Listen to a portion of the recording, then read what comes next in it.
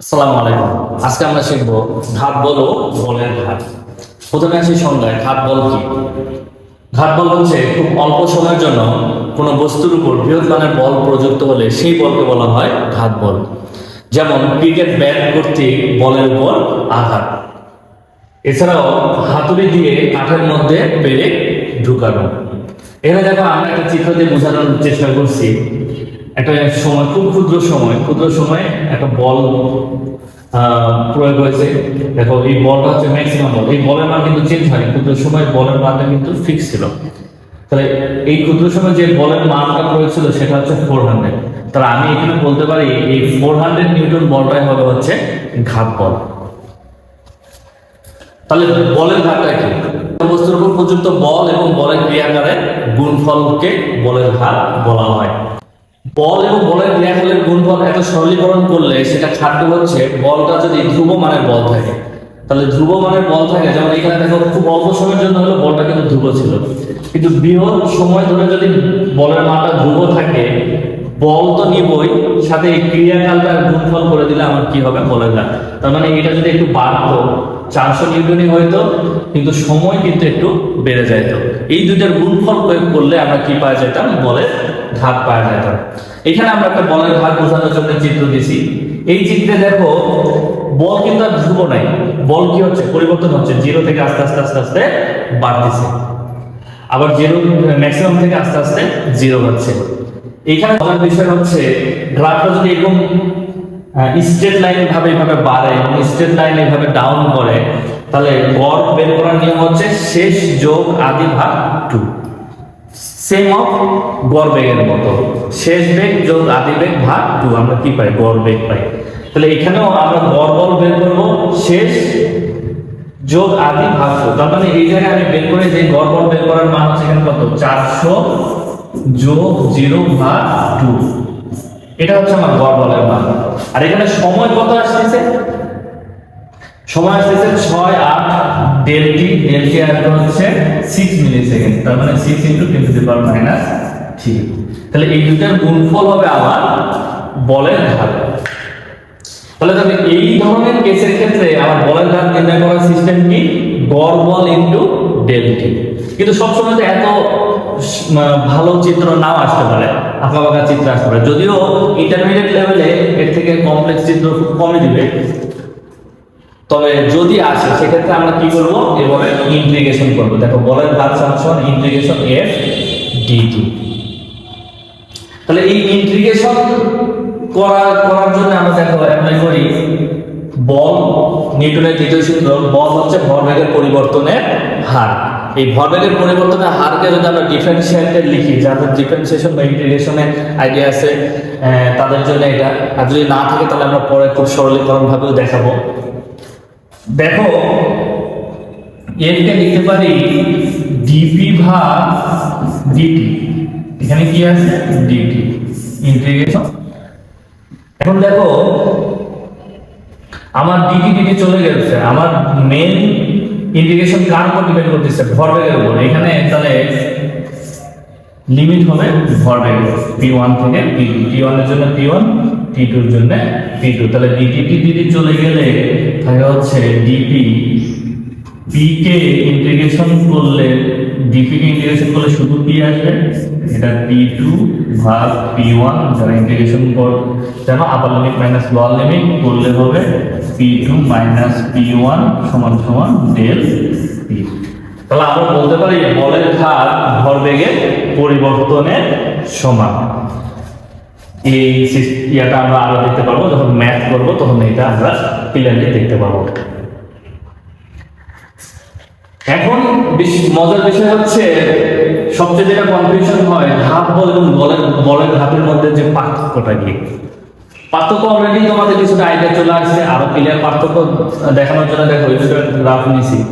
আমি এই চিত্রের ক্ষেত্রেও বলের ঘাত নির্ণয় করতে পারবো। বলের ঘাত নির্ণয় করার সিস্টেম কি হচ্ছে? দেখো এই 400 নিউটন বল, এই চিত্রের ক্ষেত্রে কিন্তু আমার ঘাত বল হচ্ছে 400 নিউটন, কিন্তু বলের ঘাত যখন নির্ণয় করতে চাবো, যখন যে নির্ণয় করবো 1 দিলাম এটা, তাহলে কত হবে? 400 × 2 মিলিসেকেন্ড, 0.2 মিলিসেকেন্ড, 0.2 × 10⁻³ তাহলে 400 ইন্টু 0.2 ইন্টু -3 0.08, তাহলে এটার মান হচ্ছে 0.08 বলের ঘাত। এইখানে বলের ঘাত কত হবে দেখো, এখানে কত আছে 200 into 6 10 to the minus 200 into 6 into 10 to the minus 3, এখানে আসে হচ্ছে 1.2। এবং বলের ঘাতের একক, বলের ঘাতের একক দেখো, এখানে বলের একক কি নিউটন, আর সময়ের একক কি সেকেন্ড। তাহলে বলের ঘাতের একক লিখতে পারি নিউটন সেকেন্ড। আবার এখানে কি দিচ্ছি ভরবেগের পরিবর্তন, ভরবেগের পরিবর্তনকে আমরা কি লিখতে পারি কেজি মিটার পার সেকেন্ড, যে কোনো একটা ইউজ করলে হবে এখানে বলের ঘাতের। এখন দেখো এই জায়গায় বলের ঘাত আসছে 0.08 আর এই জায়গায় বলের ঘাত আসছে 1.82, কারণ এখানে কি বেশি সময় ধরে ক্রিয়া করছে, ম্যাক্সিমাম বল 400 কিন্তু সময় কি ছিল বেশি ছিল।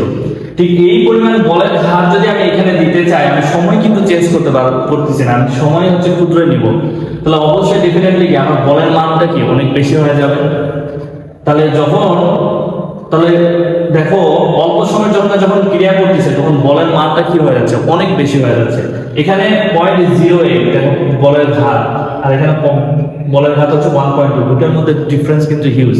এই ডিফারেন্সটা কিসের উপর কনভার্ট হয়ে যাবে বলে, তাহলে অনেক বড় মানের বল। আমি এই পরিমাণ বলের ঘাত সৃষ্টি করতে যদি চাই এই অল্প সময়ে, আমাকে হিউজ মানের বল প্রয়োগ করতে হবে।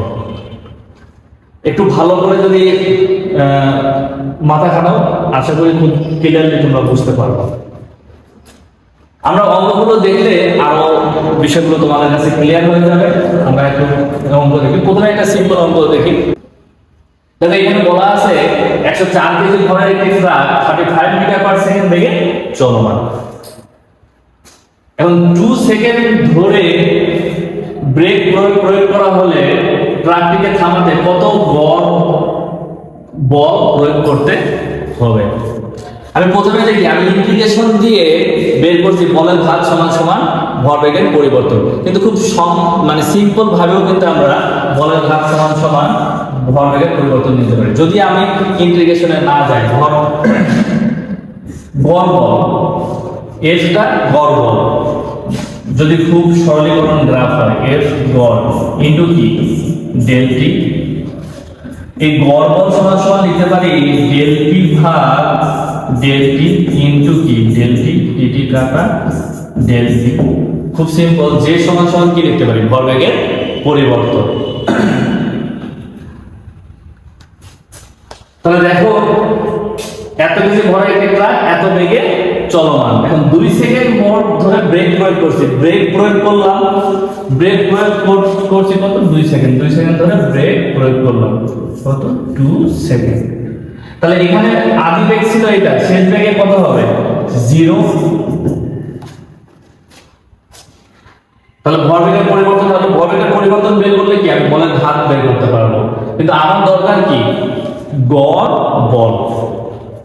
দেখো মজার বিষয় হচ্ছে এখানে কি চাইছে গড় বলে, আর আমরা তো যখন বলের মানটা যদি সমহারে পরিবর্তন হয় তাহলে সেই ক্ষেত্রে আমরা কিন্তু দেখো গড় বলে বের করি। আমাদের ফর্মুলা খুব সুন্দর এখানে চলে আসছে, আমরা যে পার্টটাকে আর নিয়ে আসবো না, এটাই করবো, এটা বসাই দেবো। তাহলে আমরা যদি এখানে বসাই অতএব এফ গড় ইন্টু ডেল টি সমান সমান কি ভরবেগের পরিবর্তন। ভরবেগের পরিবর্তনকে আমরা লিখতে পারি এম ভি মাইনাস ইউ আদি বেগ।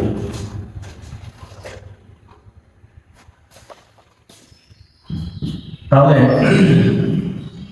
এম এর মান দেওয়া আছে 104 কেজি 104, শেষ বেগ কত 0, শেষ বেগ হচ্ছে 0 মাইনাস, দেখো এই ডিরেকশনটাকে আমরা পজিটিভ ধরতেছি, তাহলে এই ডিরেকশনটা আমরা কি হবে নেগেটিভ। তাহলে মাইনাস 35 104 গুণন 35 এর গড় সমান হবে এটা ভাগ ডেল টি। কত সময় ধরে প্রয়োগ করা আছে 2 সেকেন্ড, ডেল টির মান হচ্ছে 2 সেকেন্ড। তাহলে এইটাই হলো আমার হচ্ছে গড় বল। 104 গুণন 35 ভাগ 120 তাহলে এই পরিমাণ গড় বল প্রয়োগ করা হয়। আরেকটা এক্সাম্পল দেখো, দেখলে আরো বিষয়টা ক্লিয়ার হয়ে যাবে।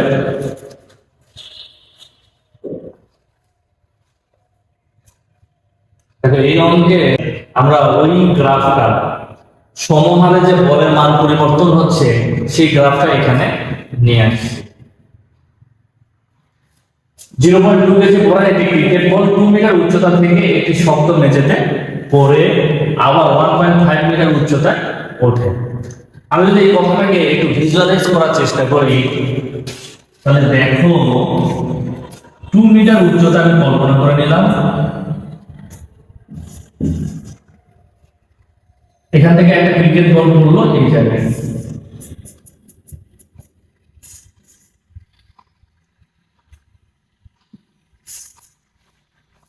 তাহলে এইখান থেকে যখন ক্রিকেট বলটা এখানে পড়বে, এখানে একটা নির্দিষ্ট বেগে আঘাত করবে, তাহলে মেঝে কর্তৃক ক্রিকেট বলের উপর প্রয়োগকৃত সর্বোচ্চ বল কত হবে? তার মানে মেঝে কর্তৃক প্রয়োগকৃত সর্বোচ্চ বল, তার মানে যখন এটা আঘাত করলে একটা বেগে আসলো, আমরা জানি বলের ভর বেগের পরিবর্তনে সমান। তাহলে এইখানে আঘাত করলো, একটা বেগ পাইলাম। মানে আঘাত করার পর যেহেতু এই সংঘর্ষটা স্থিতিস্থাপক হবে না, কেন স্থিতিস্থাপক হবে না? যদি স্থিতিস্থাপক হইতো 2 মিটার উপরে উঠতো, কিন্তু 2 মিটার তো উপরে ওঠেনি, কত উঠছে? 1.5 মিটার। তাহলে 1.5 মিটার উঠছে, তার মানে নিশ্চয়ই কোনো না কোনো শক্তি হারাইছে। তাহলে মজার বিষয় হচ্ছে এই বলটা কিছু শক্তি হারাবে, আবার কি করবে? দিক পরিবর্তন করবে। তার মানে প্রথমে বেগ এইদিকে ছিল, শক্তি হারানোর পর বেগের মান কি হবে? কমে যাবে, কিন্তু আবার কি করবে? দিকও পরিবর্তন করবে। আমি উপরের দিক থেকে যদি পজিটিভ ধরি v এর প্লাস, আর নিচের দিকে কি করলাম? নেগেটিভ। কারণ y হলো উপরের দিকে পজিটিভ, নিচের দিকে নেগেটিভ। আমি এটাকে 0 কনসিডার করলাম আমার সুবিধার্থে। তোমাদের প্রয়োজনে তোমরা চেঞ্জ করতে পারো। তার মানে এইটা কতখানি উচ্চতায় উঠবে? এটা উঠবে হচ্ছে 1.5 মিটার, কারণ কিছু শক্তি হারাইছে, আগের পর্যায়ে উঠতে আর পারবে না। তাহলে এখানে মেঝে কর্তৃক আমি দুইটা বেগের মান যদি বের করতে পারি, মেঝে কর্তৃক বলের ঘাত কি করতে পারবো? নির্ণয় করতে পারবো, কারণ আমার কি দেওয়া আছে? ভর দেওয়া আছে। ভরের পরিবর্তনই হচ্ছে বলের ঘাত। তাহলে এই ক্ষেত্রে আমি সেই কাজটা করি, বলের ঘাত J = mv - u। দেখো এই ইউ, এই গতিশক্তি বা এই বেগটা কেন পাচ্ছি? এই যে বিভব শক্তি আছে, বিভব শক্তিটা কিসে রূপান্তরিত হচ্ছে? গতিশক্তিতে রূপান্তরিত হচ্ছে। তাহলে এখানে যদি বিভব শক্তি গতিশক্তিতে রূপান্তরিত হয়, এখানে লিখতে পারি এটা সমান সমান h1, এটা সমান ধরে দিলাম h2, mg h1 সমান সমান half m u square mm কাটা। তাহলে u সমান সমান লিখতে পারি √2g h1। এটার মান হবে হচ্ছে √2 9.8 গুণন 2 6.26 মিটার পার সেকেন্ড। এখন আছি এই বেগের ক্ষেত্রে। দেখো প্রথম ক্ষেত্রে বিভব শক্তি গতিশক্তিতে রূপান্তরিত হয়ে আমরা বেগ পাইছি u। এখানে কি হইলো? গতিশক্তির লস হইলো। গতিশক্তির লস হয়ে প্রতিঘাতের কারণে আমরা কি পাইলাম? বেগ পাইলাম ডিরেকশন বিপরীত দিকে। তাহলে এই দিকে বেগের ডিরেকশন পজিটিভ। এই বেগের কারণে বলটা কতখানি উচ্চতায় উঠছে? 1.5 মিটার উচ্চতায় উঠছে। তাহলে এই গতিশক্তিটা বিভব শক্তিতে রূপান্তরিত হয়েছে। তাহলে v এর জন্য গতিশক্তি হচ্ছে half mv স্কয়ার সমান সমান বিভব শক্তি হচ্ছে mg h2। তাহলে এখান থেকে আমরা v পাই √2g h2। এটা ক্যালকুলেশন করলে আসে হচ্ছে 5.42 মিটার পার সেকেন্ড। ইউ পাইছি, ভি পাইছি, মানটা বসাই দিলে এম এর মান আমার জানা আছে, বসাই দিলে আমি বলের ভাগ পাই দেবো। এম এর মান হচ্ছে 0.2, ভি এর মান হচ্ছে 5.42 মাইনাস ইউ এর মান নেগেটিভ ডিরেকশনে, তাহলে মাইনাসে মাইনাসে কি হয়ে যাবে প্লাস 6.26, ক্যালকুলেশন করলে আসবে হচ্ছে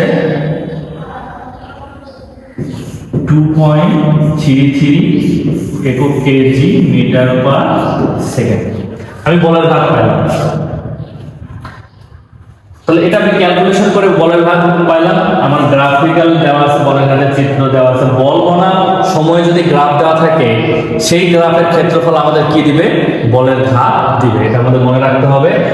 বল বনাম সময় যদি লেখচিত্র থাকে, বল ইনটু সময়ের পার্থক্য, অবশ্যই গড় বল নিতে হবে। এই ধরনের গ্রাফ হলে গড় বল, আর আরবিট্রারিলি গ্রাফ হইলে ইন্টিগ্রেশনের মাধ্যমে ক্ষেত্রফলটা নির্ণয় করতে হবে।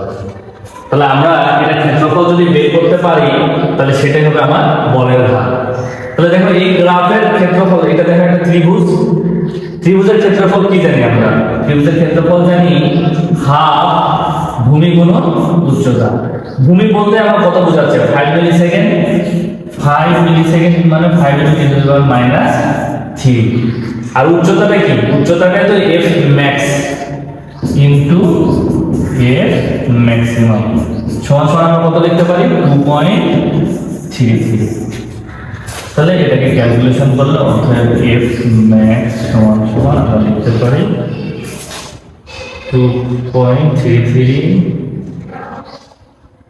into 2.932 তাহলে এই এফ এর মান আসবে আমাদের কত?